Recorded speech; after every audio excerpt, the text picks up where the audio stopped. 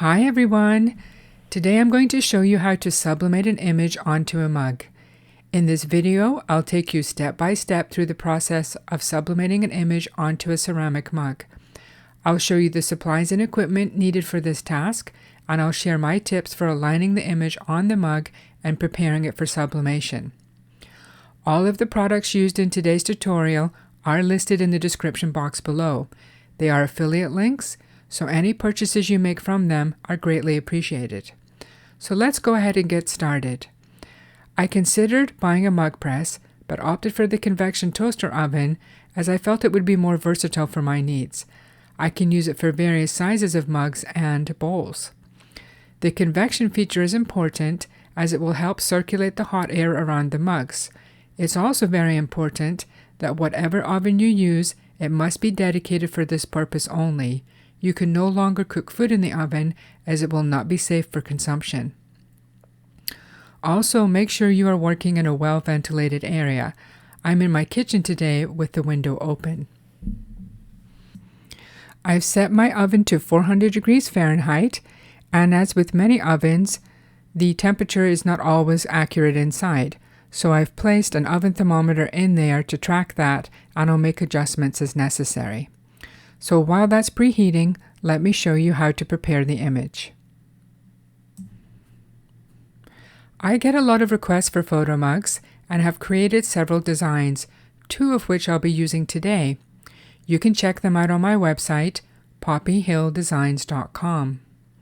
I can get two images on a single sheet of 8.5 by 11 paper. I use an Epson Workforce Model 7720 that has been converted for sublimation printing. The printer, inks, and paper used are listed in the description box below. Here are a few examples of the templates available in 11 and 15 ounce sizes. So here are the images that are printed and cut. Notice that they are mirrored and the ink looks a little faded. This is normal. When cutting the image, I find it helpful to cut as close and straight to the edge as possible. This helps when aligning it to the mug. I use a paper trimmer, but any straight edge ruler and craft knife would also work. Let's talk about mugs. Wouldn't it be great if you could sublimate onto any mug of your choice? Unfortunately, that isn't the case. You must use a mug that has been coated for sublimation.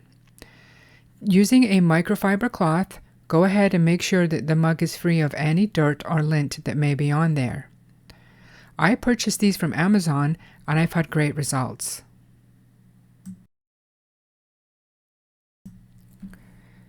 Next, we'll go ahead and attach the image to the mug.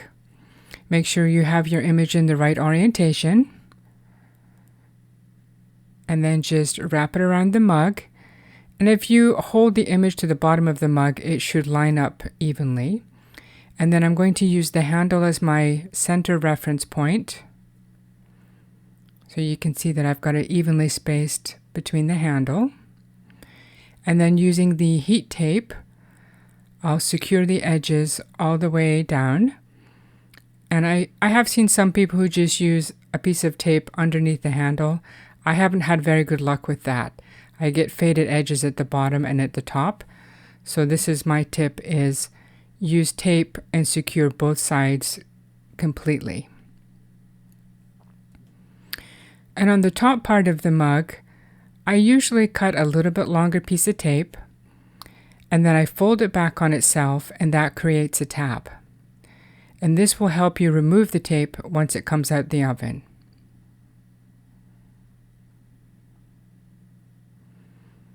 So here you see I've got both sides completely taped down.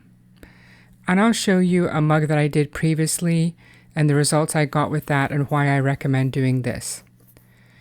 Next is take some parchment paper.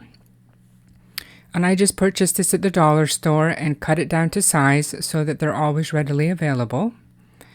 And this is going to be a barrier between the print and the mug wrap. And it's often referred to as blowout paper. And this will capture any of the ink that blows out during the sublimation process. Basically, the ink turns into a gas, so you have the possibility that it could leak out and contaminate your mug wrap. So the parchment paper acts as a barrier. So in this case, I will just use a single piece of tape and secure that underneath the handle. Next, we'll put on the mug wrap. Now these can be a little bit tricky the first couple of times you use them. So the first thing you need to do is try and center the mug. And you want to center it not just lengthwise, but also top and bottom. You want a little bit of an overlap on the top and the bottom.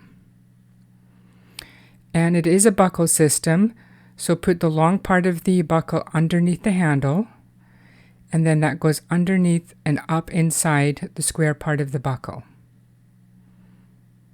And when you push those together, they will snap into place. So the mug wrap will supply the pressure necessary for the sublimation process to take place. So you can see I've got a slight overlap on the bottom and on the top. So that mug's all ready to go. Let me go ahead and get the next one started and we'll put them in the oven. So the oven has preheated to 400 degrees Fahrenheit and it's time to put the mugs in there. I tend to stick with 2 at a time. I just find that more manageable. And then I use my phone and set a timer for 14 minutes. The one in the oven is not that accurate, so I don't like to rely on that. So we'll let those go for a total of 7 minutes. And then I like to switch the mugs around. So 7 minutes has passed. I've got my heat-resistant gloves on, and I'm going to switch positions of these mugs.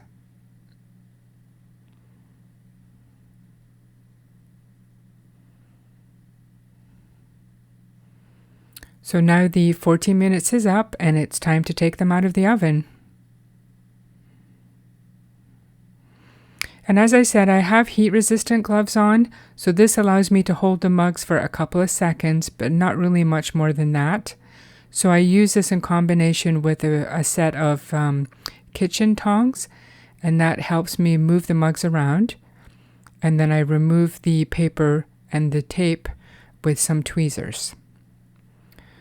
So the best way I've found to do this is just turn the mug on its side and just gently release the mug wrap. And the metal part of this will be extremely hot, so just use the tongs to set that aside. Now I'm going to remove the blowout paper. And this is a one-time use only, so just go ahead and throw that in the trash. So next we need to remove the image from the mug, and the best way I have found is to turn it on its side and remove the tape that would be furthest away from me as I'm looking at the mug. Then I let that image fall away, pull it around, and then that way I can remove the tape easily. So there's the first mug. How cute is that? So I'm going to place that on my windowsill. There's a nice breeze coming in today, and I'll let that cool down naturally. I have heard people put them in cold water to cool down faster. I don't really recommend that, as it can cause micro cracking on the surface of the mug. So I prefer to do it this way. You could also put a fan in front of them to cool it down. So you can see I just use a combination of the heat gloves and the kitchen tongs, and that seems to work very well for me. And then the tweezers help me get the tape off. Now I can see already on this blowout paper that there has been some blowout. I don't think it'll show up that well on the camera, but I'll hold it up and you'll see like a light shadow.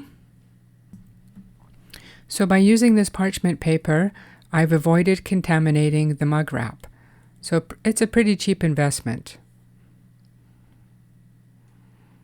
Next, it's time to get this image off. And like I said, these mugs are extremely hot when they come out the oven. So I'm just holding it in place with the tongs and then using my tweezers. And then I'll just gently remove that image.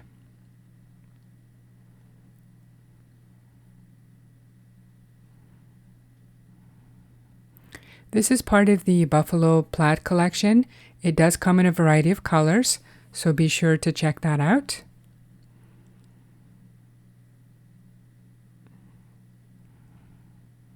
Having problems with my tape here. And here it is. So that one came out really cute as well. So let me put that on the windowsill and we'll take a closer look at these once they cool down completely.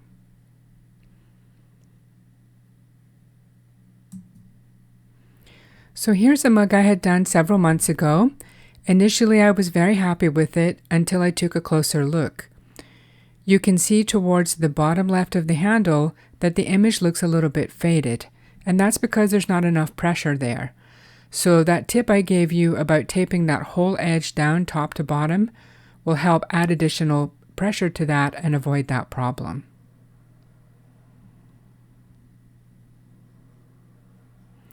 So the mugs have been cooling for about 20 minutes, so they're easy to handle, and they're just turned out just so cute. So this first one is part of the rainbow collection, and that does come in multiple colors, different combinations of the rainbow colors. And I've chosen to put 3 images in here. They are PNG format, so they will be compatible with most graphics programs. Got great coverage here. And you're not limited to just putting images in these templates. You can do a combination of images, other graphics that you may have, or you may choose to put some text in there. So those options are entirely up to you. And here is the Buffalo Plaid, also came out very cute and comes in a variety of colors. And you can check these out on my website, poppyhilldesigns.com.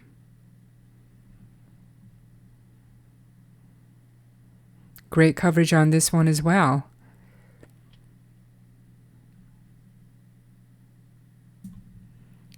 There are many variables in this process, such as the type of paper, ink, printer, and oven, and of course time and temperature. Please use this information as a baseline for your process and make adjustments to get the results you desire.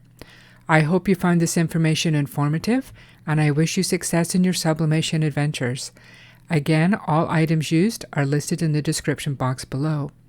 I plan to do more tutorials, so if you like this one, give me a big like and subscribe, and don't forget to hit the bell for future notifications. Thanks for watching.